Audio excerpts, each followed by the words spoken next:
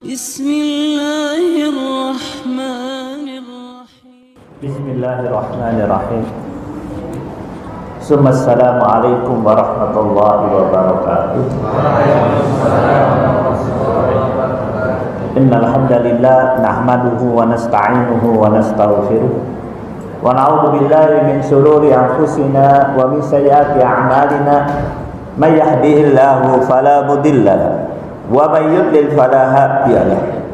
Nashhadu an la ilaha illallah wahdahu la syarika lah wa nashhadu anna Muhammadan abduhu wa rasuluh.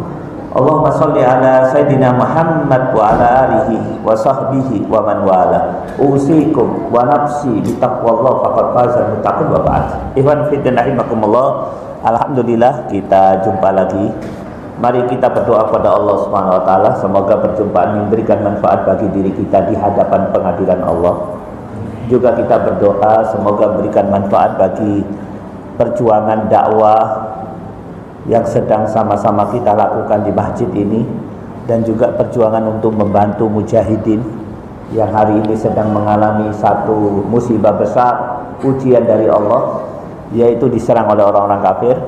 Dan juga kita berdoa semoga apa yang kita lakukan ini memberikan manfaat bagi umat, ya, kaum muslimin secara keseluruhan. Ikhwan fillah rahimakumullah, saya wasiatkan pada diri saya juga pada semuanya, marilah kita tingkatkan takwa kepada Allah Subhanahu wa taala. Takwa itu mempunyai banyak ciri, ya. Salah satu ciri orang yang bertakwa yaitu selalu meyakini hari akhir, yaumil akhir, hari kebangkitan. Allah Subhanahu wa taala berfirman, "Ya ayyuhal insan, innaka kadihun ila rabbika kadhan famulaki." Allah berfirman di dalam surat 84 ayat 6. Wahai manusia, terserah Anda mau kerja apa, profesinya apa, mau tinggal di mana, mau melakukan pekerjaan apapun, ingat semuanya Anda famulaki akan jumpa dengan Allah Subhanahu wa taala. Iman fillah rahimakumullah, para ulama sepakat bahwa hakikat utama hari kiamat diantaranya jumpa dengan Allah Subhanahu wa taala. Nah, pada saat jumpa dengan Allah ini ada banyak program, ada paket-paket program yang wajib pasti dihadapi oleh kaum muslimin. Di antaranya yang pertama al-mizan. Kaum muslimin akan menghadapi satu keadaan di mana amalnya akan ditimbang oleh Allah Subhanahu wa taala. Fa amma man saqulat mawazinuhu fahuwa fi 'ishatir radiyah wa amma man khaffat mawazinuhu fa ummuhu hawiyah. Ya, ada timbangan. Pasti semua orang apapun jabatannya, ya, mulai dari presiden sampai rakyat biasa, betapapun banyak kekayaannya, pasti akan menghadapi al-mizan. Kenapa? Ini satu paket untuk jumpa dengan Allah di hari kiamat. Ini yang pertama. Yang kedua, al-i'rad. Apa itu i'rad? Pameran. Bukan pameran mobil, tapi pameran amal. Allah Subhanahu wa taala berfirman di dalam surat 3 ayat 30. Yauma tajidu kullu nafsin ma amilat min khairin muhdaran wa ma amilat min su'. Masyaallah. Pak, saya enggak tahu, ya, canggihnya seperti apa.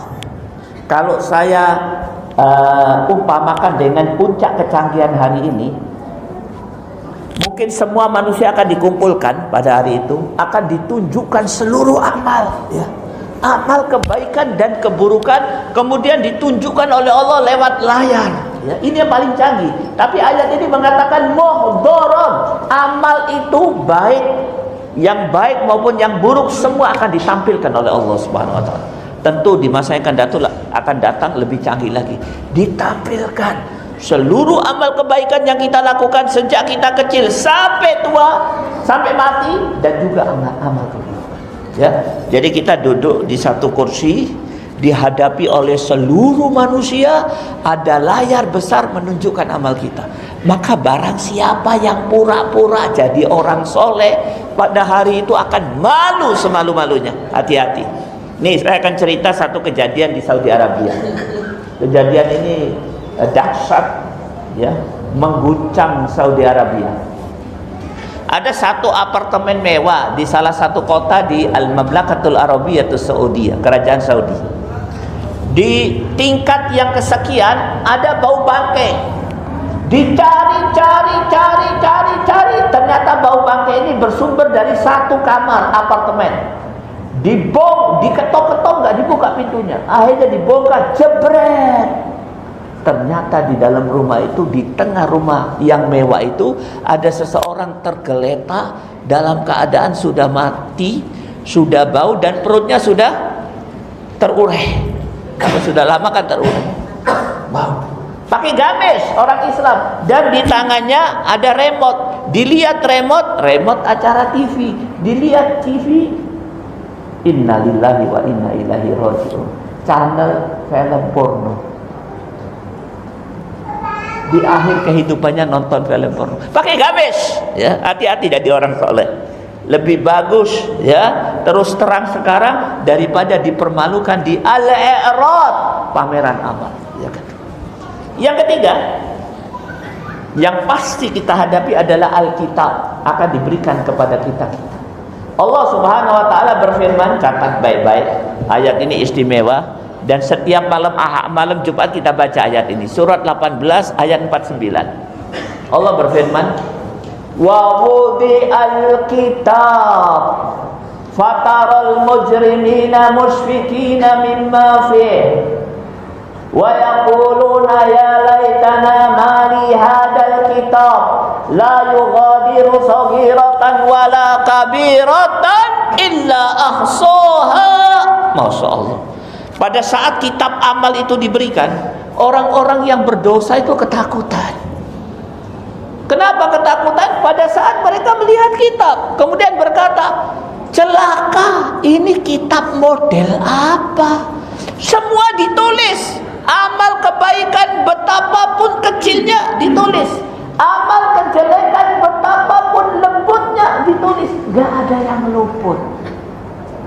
Soha, semua ditulis oleh Allah Subhanahu.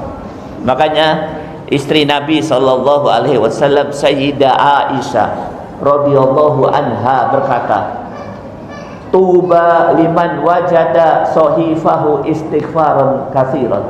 Berbahagialah seseorang pada saat melihat kitab amalnya, dia mendapatkan ada amal pahala karena dia mengucapkan istighfar.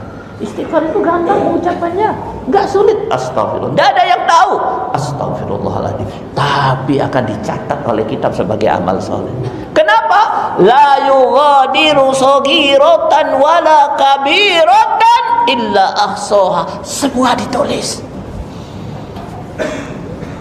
Pak Ibnu Jauzi, hati-hati nih. Ada seorang ulama besar, Ibnu Jauzi namanya, di dalam kitabnya menulis, ada orang naik kuda. Rupanya karena dia kurang hati-hati naik kuda, kesalahan dia, akhirnya dia jatuh. Waktu jatuh dia berkata, kuda sialan. Ini nanti di pengadilan Allah, kuda itu akan menuntut di hadapan Allah. Ya Allah, yang sialan bukan saya, tapi dia. Salah dia, karena itu dia jatuh. Subhanallah, si kuda akan menuntut di hadapan Allah kepada orang yang hanya mengatakan sialan. La yughadiru saghiratan wala kabiratan illa ahsaha. Maka iman fillah rahimakumullah, sekali lagi saya ulang kembali. Pada saat kita jumpa Allah, paling tidak kita akan menghadapi 3 peristiwa. Yang pertama, al-mizan, ada timbangan amal, ya. Yang amal kebaikannya besar, berat, masuk jannah. Yang kedua, al-a'rad, ada pameran amal. Semua amal akan dipamerkan. Hati-hati, tidak bisa sembunyi kita. Dan akan dilihat semua manusia, min Adam, dari Nabi Adam sampai manusia yang terakhir di hari kiamat. Semua lihat tuh. Yang ketiga, ada kitab. Nah, iwan fiddin rahimakumullah. Al-mu'min kayyisun fatin. Mu'min itu cerdas. Tanda kecerdasannya, kita sebelum meninggalkan masjid ini akan menjawab satu pertanyaan penting. Apa itu? Ya Allah, amalan apa yang harus kita lakukan sekarang? Pada saat kita melihat kitab, kita melihat sambil tersenyum. Pada saat ditunjukkan amal, kita tidak dipermalukan. Dan pada saat timbangan kebaikan kita berat, amalan apa itu? Alhamdulillah sudah dijawab oleh Rasulullah. Cukup lakukan satu amal. Loh, Ustadz, satu saja. Satu. Tidak ada duanya. Enggak. Satu saja. Apa kata Rasulullah? Ma min syai'in asqalu fil mizan min husnil khuluq. Apa kata Rasulullah? Rasulullah bersabda, tidak ada yang paling memberatkan amal daripada akhlak yang baik. Nih contoh, ini orang amal kebaikannya 10 kilo, kejelekannya 20 kilo. Masuk mana? Masuk mana, Bu? Neraka. Tiba-tiba ada satu amal solehnya belum ditimbang. Kata malaikat belum ditimbang, kebaikannya 100 kilo, keburukannya 20 kilo. Masuk? Amal yang baik, akhlak yang baik. Para ulama menjelaskan kepada kita, akhlak yang baik itu seperti apa? Kenapa perlu saya sampaikan ini? Karena hari ini kita mempunyai pemahaman yang salah tentang akhlak yang baik. Ada yang mengatakan akhlak yang baik adalah apabila dipukul pipi kiri, kasih pipi kanan. Kalau dipukul pipi kanan, kasih kepalamu biar diinjak-injak. Itukah akhlak yang baik? Oh, bukan. Ada lagi yang mengatakan akhlak yang baik itu sabar. Ada orang minum khamar, sabar. Ada yang menyerang Islam, sabar. Insya Allah, ini azan ya. Ba'da salatul isya, saya akan menjelaskan bagaimana, dengan izin Allah, bagaimana akhlak yang baik menurut ulama. Nasihat saya, jangan tinggalkan majelis sampai kita selesai. Wabillahi taufiq wal hidayah. Wassalamualaikum warahmatullahi wabarakatuh.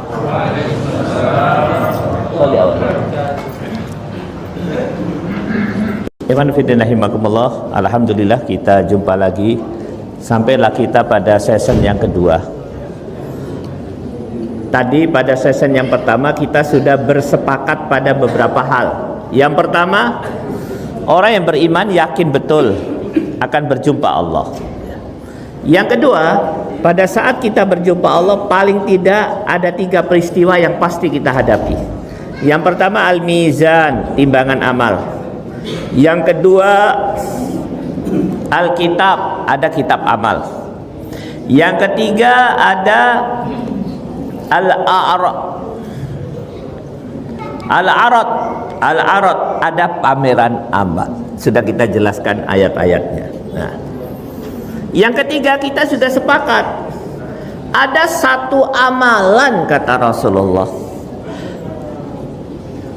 ma min syai'in asqalu fil mizan min husnil khuluq. Ada satu alamat yang paling memberatkan timbangan, ya. Dan kalau timbangan kebaikan seseorang bagus, maka dia akan masuk jannah.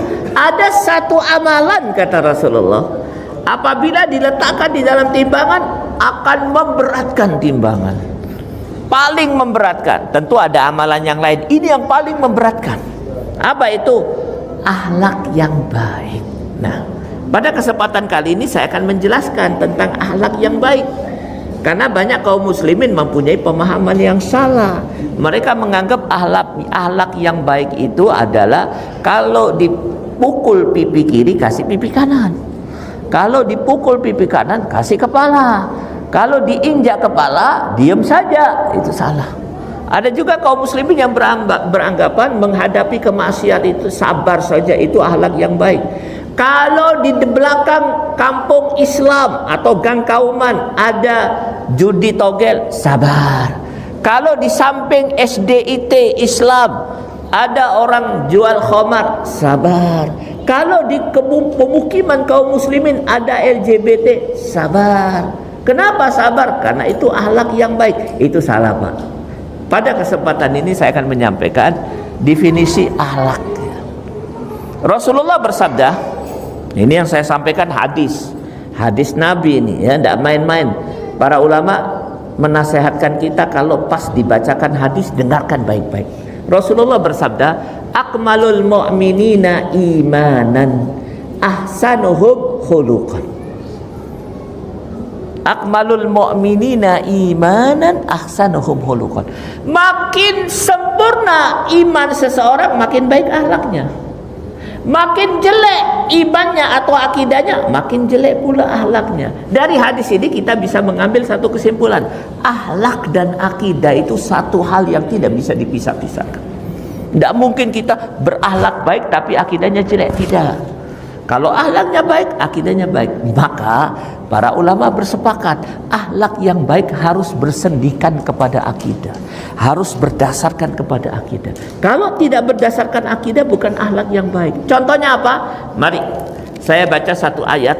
Ayat ini sangat masyhur ya. Allah Subhanahu wa taala berfirman di dalam surat Luqman ayat 15. Tadi maghrib dibaca oleh imam. Wa in jahadaka ala an tusyrika bima laysa laka bihi ilm fala tuti'huma wa sahibhuma fid dunya ma'rufa.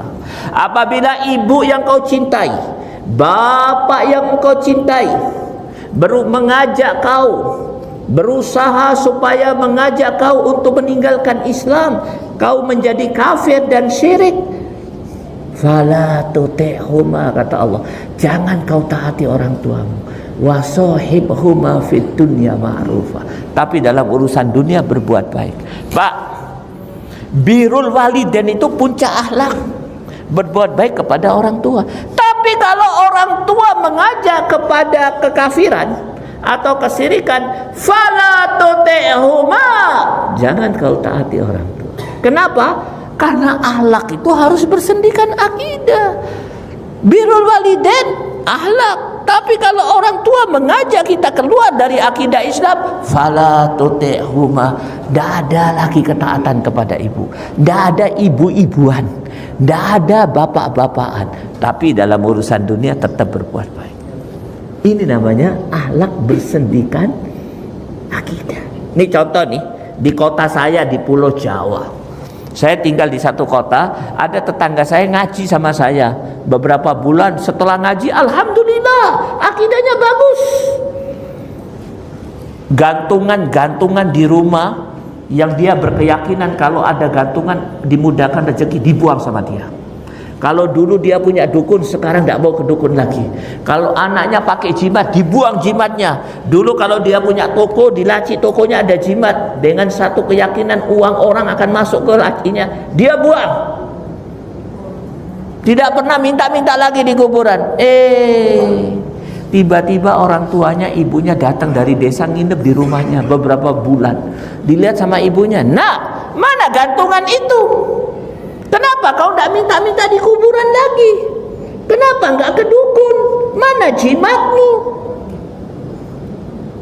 Kata sang anak, dosa bu, haram, haram, haram. Rasulullah bersabda tidak boleh. Apa kata sang ibu? Anak durhaka, kembalikan semua. Kalau tidak, aku kutuk kau. Akhirnya dikembalikan sama dia. Dipasang lagi gantungan, dipasang pula jimat. Dia ke dukun lagi, minta-minta di kuburan.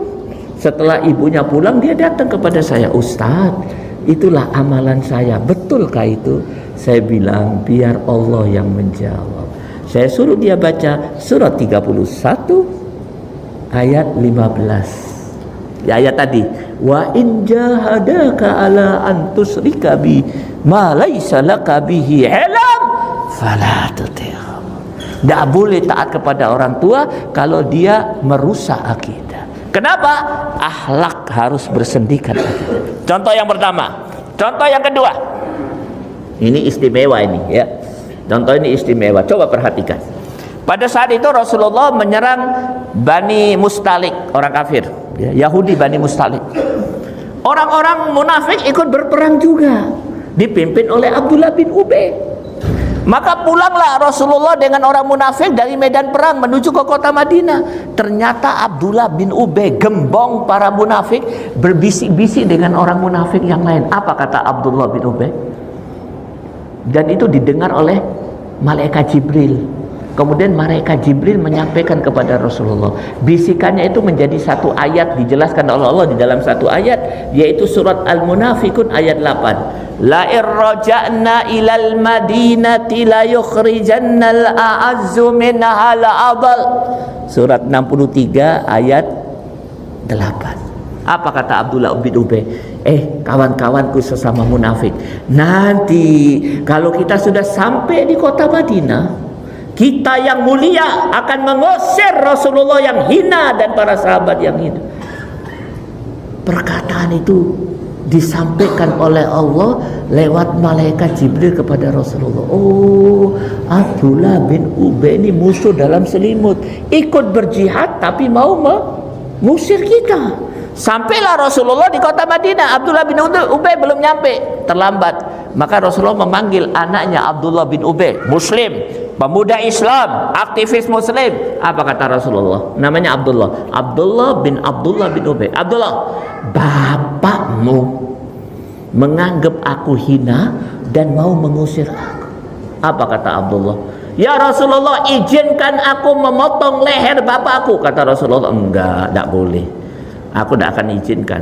Nanti kalau aku izinkan akan tertulis di sejarah, tercetak di dalam sejarah bahwa aku Nabi menyuruh anak memotong leher sang bapak. Terus apa yang dilakukan oleh Abdullah bin Ubay? Dia keluar dari tempat Rasulullah menuju ke pintu gerbang kota Madinah menunggu bapaknya datang. Pas bapaknya datang, apa kata Abdullah? Stop! Tidak boleh masuk kau. Lu ini kotaku, tidak ada kota-kotaanmu. Aku mau ke istanaku, tidak ada istana, tidak boleh masuk. Lu kenapa? Kau mengatakan Rasulullah hina dan kau mau mengusir Rasulullah dengan para sahabat. Aku tidak akan mengizinkan kau sebelum kau minta maaf pada Rasulullah dan sebelum Rasulullah mengizinkan. Loh, kau itu anakku, aku ini bapakmu. Tidak ada anak-anakan, tidak ada bapak-bapakan. Yang ada aku cinta pada Rasulullah dan benci kepada siapa saja yang benci Rasulullah. Tidak bisa masuk. Dinigu. Akhirnya Rasulullah mengizinkan masukkan. Baru kata Abdullah bin Ubay, Pak, masuk kau. Kenapa boleh masuk? Karena kekasihku Rasulullah mengizinkan. Hati-hati, jangan kau ulangi lagi. Subhanallah. Pak, birrul walidain itu akhlak yang baik. Hormat pada orang tua itu baik. Tapi kalau orang tua menghina Rasulullah, maka akhlak tersebut harus bersendikan kepada akidah. Kalau tidak bersendikan kepada akidah, tidak ada lagi akhlak kepada orang tua. Paham sampai di sini, Pak? Maka kita sepakat bahwa akhlak harus bersendikan akidah. Saya tambahkan sedikit lagi, tambah 5 menit masih bisa kah? Ya, nih cerita yang terakhir. Ini bagus ceritanya. Masih kuat bapak-bapak. Pada saat itu Rasulullah Umar bin Khattab menjadi Amirul Mukminin. Kekuasaannya Masya Allah, manusia yang paling berkuasa di muka bumi.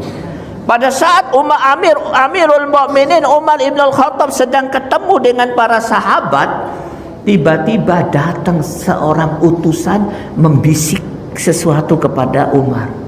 Setelah pulang utusan itu, apa kata Umar di hadapan sahabat? Wallahi, bisikan sahabat tadi lebih aku cintai daripada aku mendapatkan berita bahwa pasukanku menaklukkan musuh dan membawa rampasan perang ghanimah yang banyak. Bisikan apa itu ya Amirul Mukminin? Apa kata Umar? Sahabat itu tadi utusan mengatakan di Bahrain. Bahrain itu tidak jauh dari Madinah. Ada anak-anak muda, kaum muslimin lagi main bola. Tiba-tiba bola ditendang, kena pendeta. Bolanya dipegang sama pendeta. Kata anak muda, Pak Pendeta, kembalikan bolamu. Enggak.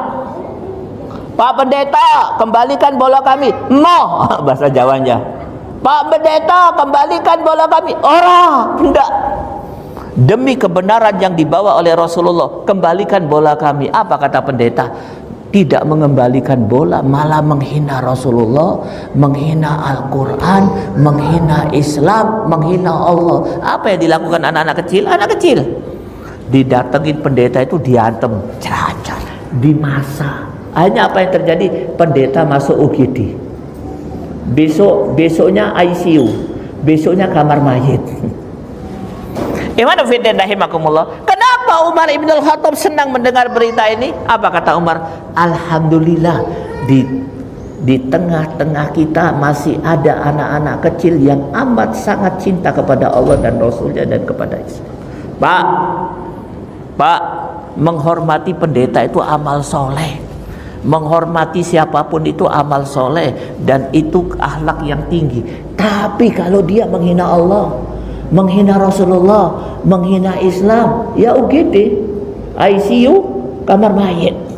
Maka maka sekali lagi saya ingin mengajarkan kepada diri saya juga, buat semuanya, itulah hakikat daripada akhlak, ya.